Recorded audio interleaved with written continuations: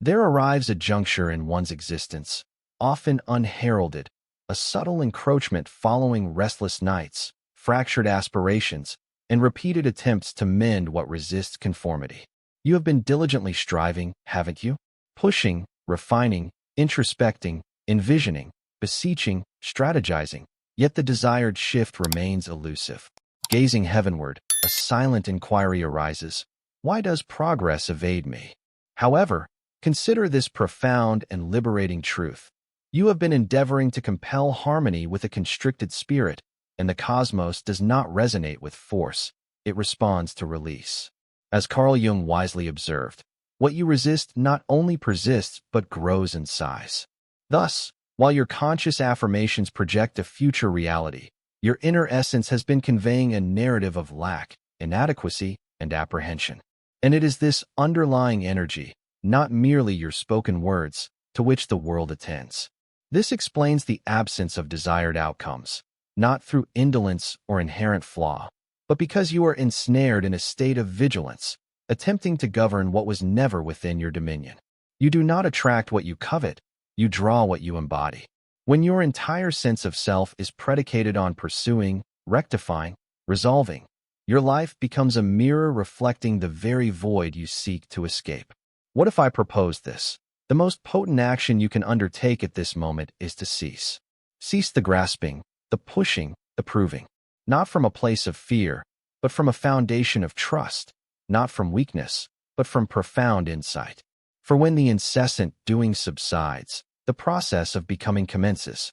When the external clamor diminishes, the unconscious stirs. And when you finally relinquish the need to control, the psyche initiates its own healing. The shadow aspects begin to integrate, and reality commences its organic alignment. This is not the cessation of your efforts, but the genesis of your surrender, not resignation, but in yielding to a deeper, timeless current. Release your grip and observe the unfolding. Let us commence with our first exploration. Cease the pursuit. You obstruct your own path.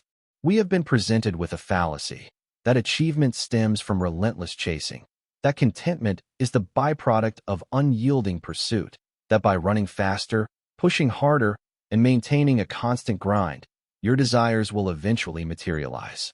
Yet, Carl Jung did not guide us to pursue fleeting illusions.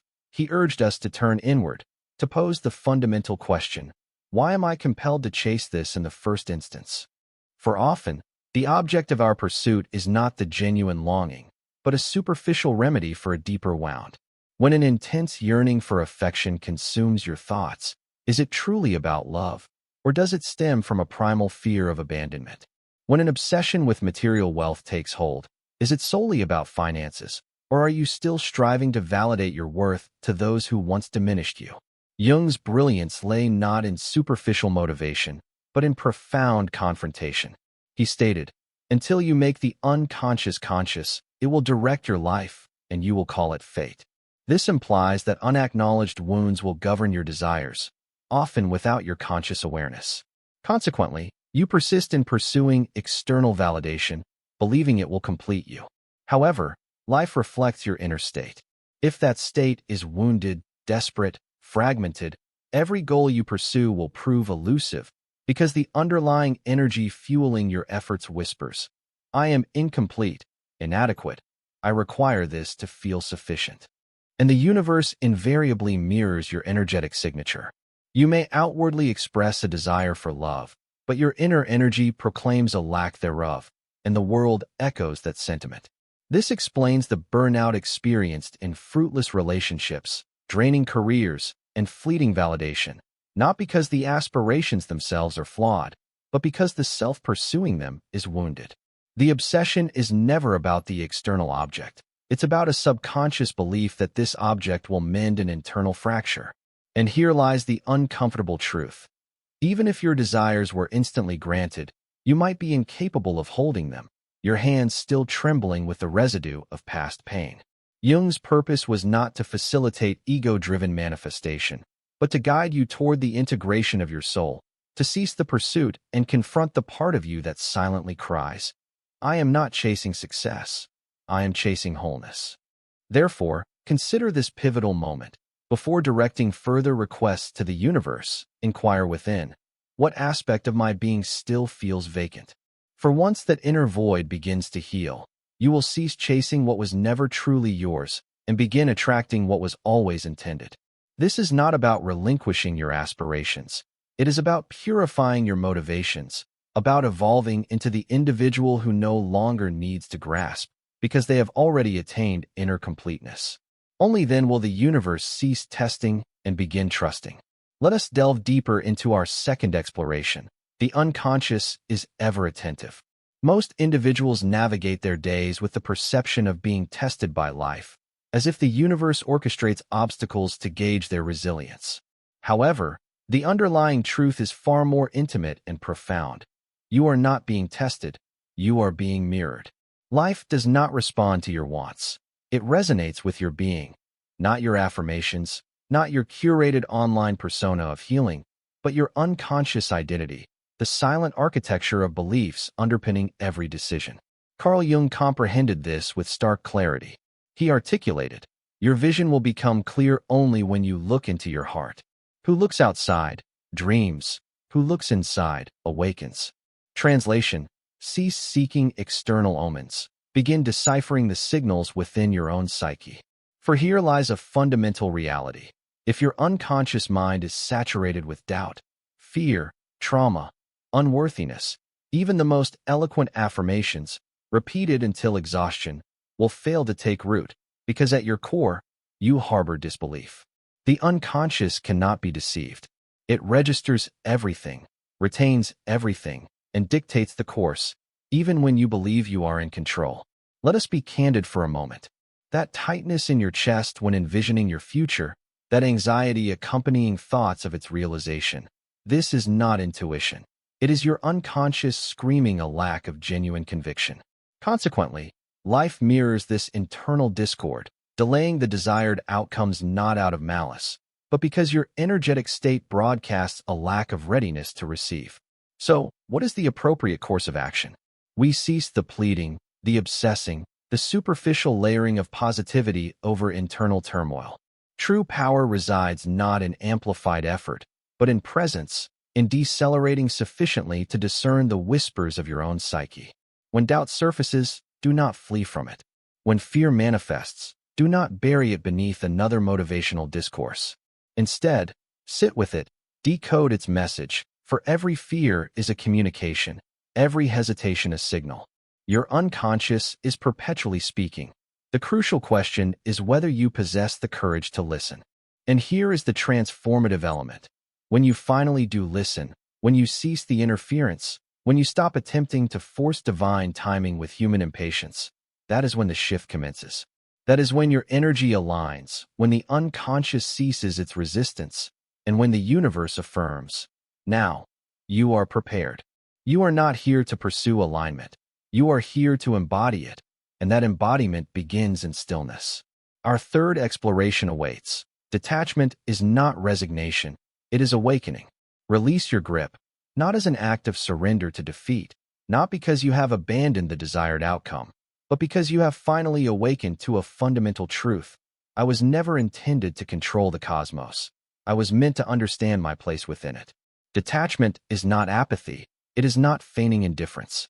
It is the reclamation of your vital energy from realms where it never belonged. It is the quiet conviction that affirms, "I have done what was within my capacity. Now, I yield to what transcends my control." Carl Jung understood that genuine transformation does not arise from obsession, but from surrender, not passive resignation, but profound inner alignment. Detachment cannot be feigned. Scrolling through social media, proclaiming disinterest while secretly monitoring for any sign, any shift, will not deceive the unconscious. It responds not to your pronouncements, but to your energetic vibration. If that vibration still resonates with a need for external validation to feel whole, then life will continue to reflect your perceived incompleteness. Detachment is not the absence of desire. It is the absence of dependency.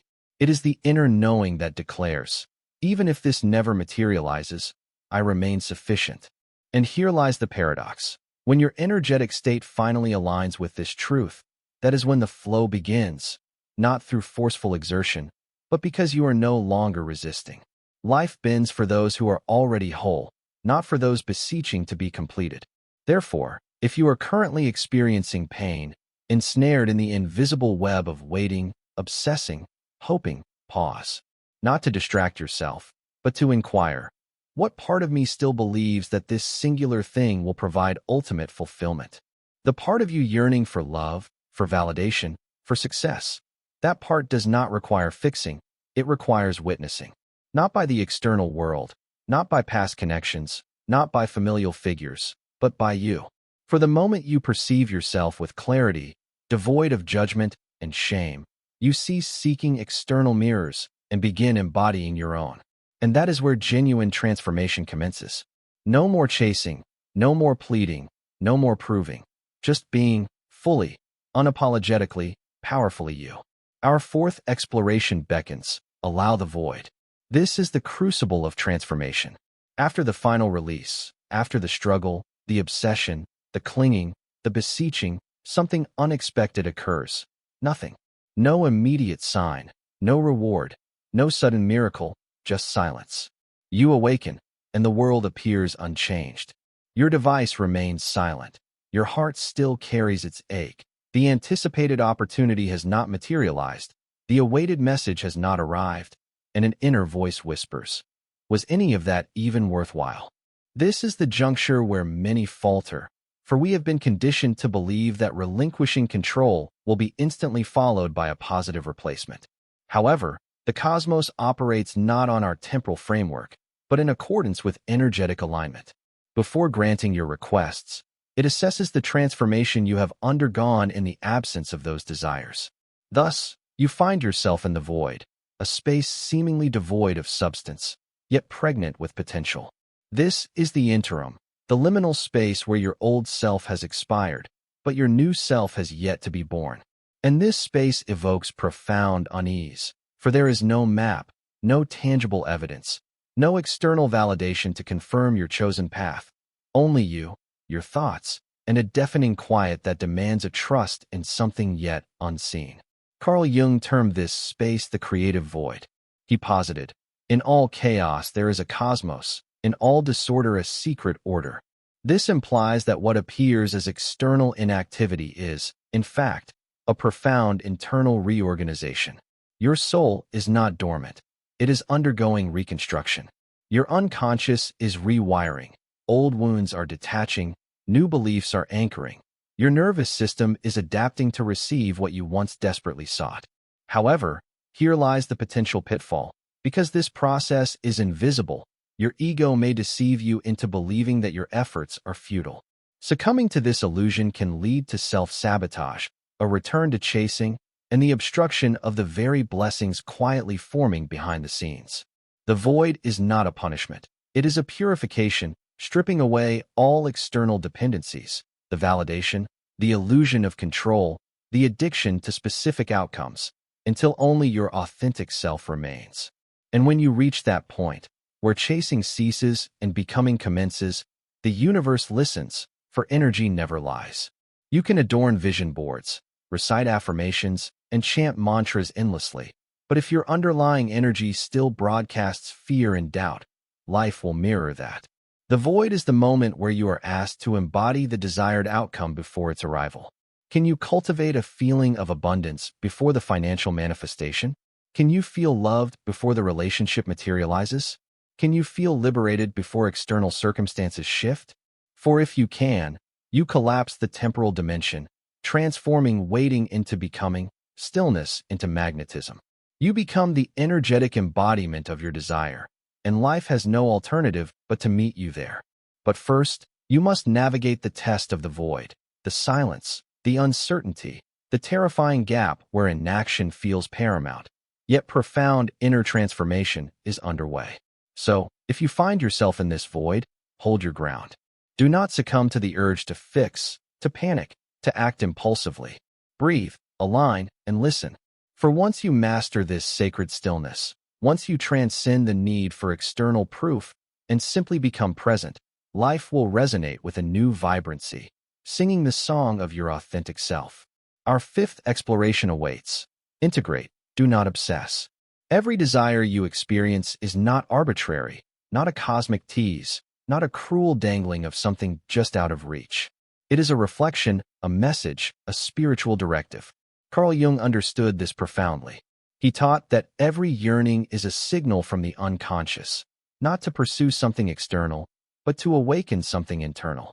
You do not desire wealth merely for its accumulation. You seek the feeling of security it represents. You do not long for a relationship solely for companionship. You crave the experience of being truly seen. You do not pursue success simply for accolades. You yearn for the validation of your inherent worth. The desire itself is not the issue. The unconscious attachment underlying it is. And this is where many become ensnared. They obsess, mistaking their yearning for a call to relentless action. They compulsively check devices, reread past communications, overanalyze every delay, every silence, every subtle shift in energy, and label it manifestation. However, Carl Jung's work, particularly the process of individuation, illuminated a different path. The objective is not to attain a state of flawless perfection, but to achieve wholeness. And wholeness does not arise from fixating on perceived deficiencies. It emerges from integrating the disowned aspects of ourselves, our light and our shadow, our power and our vulnerability, our deepest truths, even the parts we have been conditioned to suppress. For when you embrace both your strengths and your struggles, you cease relying on external validation for completeness. You become whole within yourself. Let this resonate deeply. You do not attract what you obsess over. You attract what you have reconciled within yourself. Therefore, the next time you feel the urge to chase, pause. Not from indolence, but from a place of inner mastery. Take a breath, close your eyes, and inquire. What part of me still believes that this external thing will complete me? For when you realize your inherent wholeness, your intrinsic completeness, something profound shifts. The obsession dissipates, replaced by calm clarity and genuine magnetism. You cease needing the world to validate your worth. And ironically, that is when the world begins to respond to you differently, because your energetic state now broadcasts, I am already complete. I am already there.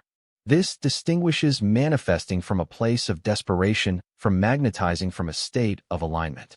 So, yes, you can continue reaching, continue analyzing every sign, or you can undertake the radical, transformative act of stillness, of doing nothing, allowing life to catch up to the evolved version of yourself. For once the internal work is complete, you do not need to chase, you do not even need to ask. You simply allow, you simply receive, you simply are. Our sixth exploration awaits. The ego seeks control, the soul yearns for peace. Let us be candid. That part of you that incessantly checks for updates, rereads messages, watches the clock, and questions, why hasn't it happened yet? That is not your higher self. That is your ego, the voice of fear. The ego despises the unknown. It craves certainty, clinging to the illusion of control for a sense of security. When this illusion is threatened, it spirals, catastrophizes, floods your nervous system with anxiety, and mislabels it as intuition. But this is not genuine intuition. It is insecurity, unhealed fear masquerading as urgency. Carl Jung keenly observed this internal conflict.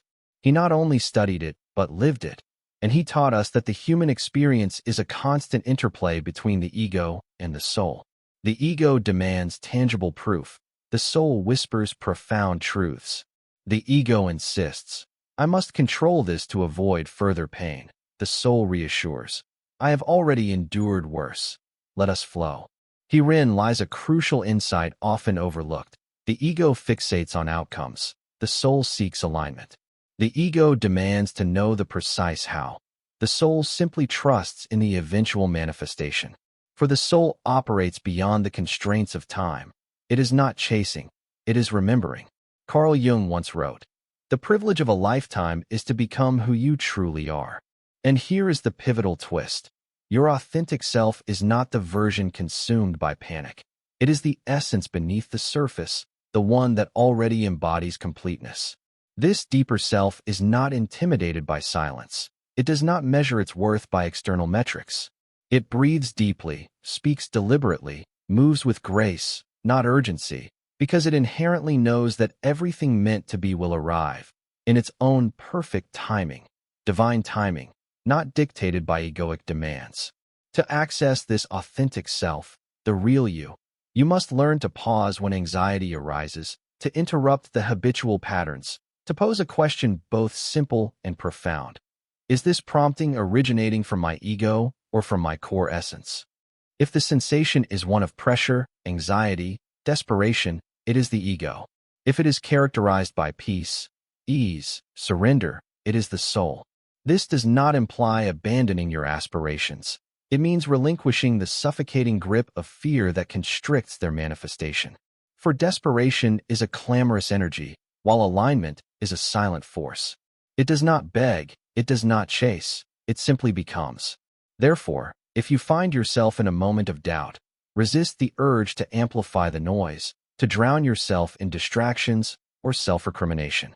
Close your eyes, place your hand over your heart, and ask, what action would the healed version of myself take in this moment? Then, act accordingly, not as a guarantee of a specific outcome, but as an anchoring of your inherent truth. Remember, you are not here to control, you are here to co-create. And co-creation cannot flourish in a state of panic. It requires choosing peace, even when it feels counterintuitive, even in the absence of immediate proof, even when your ego protests. This still isn't working. For when you prioritize peace over pressure, that is when reality begins to shift, when you transition from being a mere passenger in your life to becoming its conscious architect. Peace is your guiding compass. Follow it, and everything meant for you will follow in its wake. Our seventh exploration awaits. Shadow work is manifestation work. You cannot cultivate a more fulfilling existence by embracing only the idealized aspects of yourself. You cannot summon abundance while rejecting the parts of you that feel scared, angry, ashamed, or insecure. For the universe responds not merely to your aspirations, but to your wholeness. And wholeness necessitates confronting the aspects of yourself you have been evading your entire life. Carl Jung termed this the shadow, not an embodiment of evil or darkness in a dramatic sense, but the repressed self, the facets of your being you buried for survival. The fears you silenced, the rage you suppressed, the guilt you swallowed, the unworthiness you masked with ambition. Most perceive manifestation as a process of scripting, visualizing, and elevating one's vibrational frequency. However, genuine, lasting, soul-aligned creation does not stem from fantasy. It arises from integration. Let us be honest. Every time you fixate on love, it often originates not from a pure desire for connection, but from a deep-seated wound crying out, if someone loves me, perhaps I will finally feel sufficient. Every time you relentlessly pursue material success, it is not solely about ambition. It is often rooted in a core belief that whispers, I am not safe unless I possess more. And here lies the inherent trap. If your manifestations are anchored in shadow, in lack, fear, trauma, and unworthiness, then what you create will inevitably reflect these underlying currents. You may attract a partner who triggers your deepest abandonment fears, manifest wealth that eludes your grasp as quickly as it arrives, or achieve success that feels hollow and draining. Why? Because you attracted it through a fragmented sense of self. This is the profound significance of Jung's work. He taught that we must bring the unconscious into conscious awareness, for until we do, it governs our lives, and we mistakenly attribute its influence to fate. Therefore, the fundamental question is not, how do I attract more, but rather, what within me still believes I am inherently lacking? This is where the journey of shadow work commences. And no, it is not a comfortable endeavor. It demands that you cease external blame and begin introspective inquiry, to stop focusing on what did not happen and start exploring what within you was not yet ready to receive. It is not about cultivating shame. It is about embracing ownership, about holding space for all iterations of yourself, the light and the dark, and affirming, you are allowed to exist, you are allowed to be seen, and you no longer need to control me. For once your shadow is acknowledged, it ceases to operate surreptitiously. It no longer manipulates behind the scenes or orchestrates chaos to gain your attention. You reclaim your power, and in that reclamation, your energetic frequency shifts. You no longer manifest from a place of fear. You magnetize from a state of wholeness. This is not mere wishful thinking. It is quantum alignment, nervous system regulation, the embodiment of the version of yourself who no longer requires the external world to mend what your soul has already healed. You cease forcing, you begin allowing. You cease proving, you begin radiating. For now, you are not beseeching the universe from a place of lack. You are becoming the version of yourself who already embodies the desired reality. And that inner resonance is what shapes the outer world. Not scripting, not vision boards, not chasing signs, but deep, grounded, fierce integration. This is the true work, not the glamorous, easily shared version of spirituality, but the profound inner excavation that compels you to gaze into the mirror and acknowledge, I have been attempting to manifest my future without making peace with my past. Not anymore. Now, you cease running. Now, you turn inward. Now, you confront what has been silently directing your entire life. And when you do, the illusion shatters, your power returns, and your life begins to mirror your wholeness, not your wounds. That is manifestation. That is individuation. That is freedom. Our 8th exploration awaits. Do not become the blocker of your own destiny. This may be a challenging truth to embrace, but the sole impediment between you and the life you envision is you. Not your history, not your traumas, not the universe itself. You. Carl Jung, the architect of analytical psychology, the individual who possessed a profound insight into the human psyche, articulated something chillingly accurate. The most terrifying thing is to accept oneself completely. Terrifying, yes, because genuine self-acceptance necessitates confronting the very aspects of yourself you have spent a lifetime avoiding. The guilt, the shame, the regret, the underlying fear that perhaps, just perhaps, you are inherently not enough. Consequently, instead of embarking on this inner journey, you pursue external validation. You seek someone to affirm your worth. You hustle for affection. You grind for achievement. You manifest not from a place of genuine belief, but from a desperate yearning to escape your own being. But here lies a stark reality. Anything you chase to evade yourself will ultimately become the very thing that eludes you.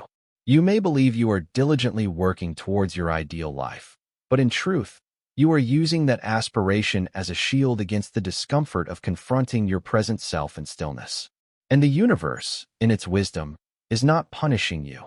It is safeguarding you, for it understands that if your desires were instantly granted, you would be ill-equipped to receive them, a part of you still harboring a deep-seated sense of unworthiness. And here is the deeper truth to which Jung alluded. When you fail to fully accept yourself, you become fragmented. Your conscious mind proclaims, I desire more, while your unconscious whispers, I am not yet ready. Thus, your energetic state becomes a contradiction, a tug-of-war between aspiration and disbelief, a magnetic field that repels what it outwardly seeks to attract. You become the obstacle to your own destiny, not through inherent weakness, but because you are still operating from an outdated version of yourself, a version forged in survival, shaped by past wounds, a version conditioned to earn love rather than receive it freely. And the tragedy is that many will traverse their entire lives chasing external outcomes, when what they truly require is a fundamental shift in their self-perception. You do not need to exert more effort. You need to embody the version of yourself who no longer feels the need to chase, the version that already resonates with the feelings associated with your desired manifestations, the version that inherently believes, I am worthy, I am ready, I am enough. For here is a universal principle often unspoken. You do not receive what you want, you receive what you are. If a deep sense of unworthiness persists beneath the surface, even the most fervent affirmations will be undermined by unconscious self-sabotage. Therefore, if progress feels stagnant, if you sense an inexplicable blockage, it is not because the universe is ignoring you. It is because your internal frequency is broadcasting, I still doubt my deserving. And the universe, ever the faithful mirror, reflects this truth back to you, not as a punitive measure, but as a gentle awakening. So, cease blaming external circumstances, cease attributing it to misfortune, Cease questioning why nothing ever seems to align and begin inquiring, what part of me still believes that suffering precedes deserving? For the moment you cease chasing external validation and begin cultivating an evolved sense of self, that is when everything begins to shift, not instantaneously, not magically, but organically, from the inside out. The way true transformation always unfolds. Hear this. You are not stuck. You are not cursed. You are simply being invited to rise, to evolve into the version of yourself capable of holding what you have been asking for, not fleetingly, but enduringly. And when that inner metamorphosis occurs, you will not need to force manifestation. You will become it. That is not magic. That is alignment. That is individuation. That is the power of finally and fully accepting yourself. Our final exploration awaits. You are not manifesting. You are remembering. Let us conclude this exploration with the most profound truth Carl Jung ever whispered through his teachings. A truth so potent it transcends mere mindset shifts and restores your very identity. You are not manifesting. You are remembering. All this time, you believed you were constructing a new reality, attracting something external, an ideal partner, success, inner peace, abundance. You engaged in the practices, the affirmations, the visualizations, the shadow work, the healing, striving diligently to bring something into existence. But what if the true work was not about external acquisition, but about uncovering what has always been inherently present? Carl Jung's genius lay not in assisting individuals to attain more, but in revealing that they were never fundamentally lacking. All the disparate pieces they were pursuing were, in fact, fragmented aspects of themselves, abandoned along their journey. Let this truth resonate deeply. The version of you that possesses the love you crave already exists. It is not a future iteration. It is your original blueprint. But somewhere along the path, the external clamor intensified. The world convinced you that you had to chase to be worthy, earn love through performance, and sacrifice your authenticity for acceptance.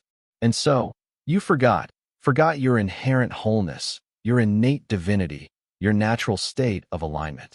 You did not lose your power, you merely lost your connection to it. And now, as you navigate the path of healing, growth, and self-discovery, you are not constructing something novel. You are not starting anew. You are simply stripping away what is not authentically you. The fear, the guilt, the need to prove, the pursuit of perfection, the overthinking, the attachments, the limiting narratives. All of it is merely static obscuring the pure signal of your soul. Carl Jung never offered a system for self-repair because he understood a fundamental truth often missed. You do not need to be fixed. You need to be revealed. Your authentic self is not the anxious, insecure, overthinking persona you have come to identify with. That is the mask, the survival mechanism, constructed over years of emotional neglect and spiritual amnesia.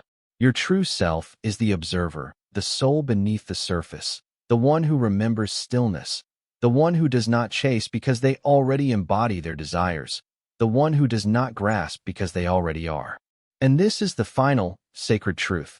When you do nothing, when you cease grasping, hustling, scripting, manifesting from a place of fear, you return to your original energetic frequency, the one you were born with, the one that never required external validation, only remembrance.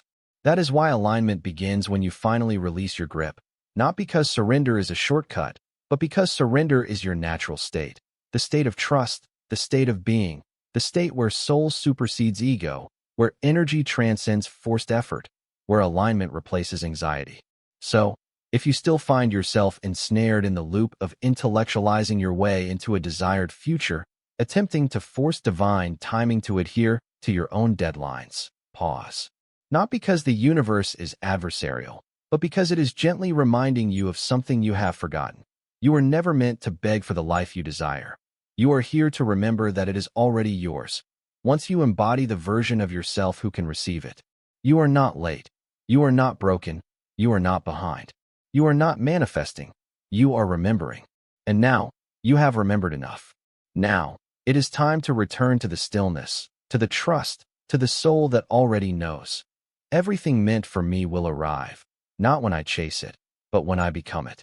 And in that becoming, you do not force, You do not beg. You simply allow. You simply receive. You simply are. Welcome home. If even a single insight from this exploration resonated within you, do not let this moment fade into the endless stream of fleeting content. This was not merely a video. It was a mirror, a moment of recognition, a message intended for your awareness, not by chance, but by alignment. Carl Jung wisely stated, "We meet ourselves time and again in 1,000 disguises on the path of life." Perhaps this exploration was one such disguise, a reflection, a gentle nudge, a spiritual checkpoint reminding you that you are not here to chase the world. You are here to return to yourself. If you felt that inner shift, even momentarily, share your reflection in the comments below. I release, I align, I receive. Not for external validation, but to declare to your own unconscious. This time, I choose alignment over obsession. I choose self over survival. I choose becoming over begging. Engage with this exploration not to appease an algorithm, but to anchor this energy within your own being, to affirm to your psyche. This resonated. I am evolving. Join this journey if you are ready to move beyond superficial tactics and temporary motivation, and to delve into Jungian truths that foster profound inner transformation. This is not just a channel. It is a community for souls ready to remember. And above all, share this with someone whose journey resonates with these insights, someone who may be lost in the pursuit, chasing everything except their own essence. For as Carl Jung also reminded us, your vision will become clear only when you look into your heart. Who looks outside, dreams. Who looks inside, awakens. This one is your moment to awaken, to turn your gaze inward, to cease seeking and begin seeing. For in a world fixated on acquisition, stillness is a radical act. Presence is true power, and sometimes, doing nothing is the most courageous act of becoming. So breathe, feel, remember, you are not manifesting, you are remembering. And your return begins now.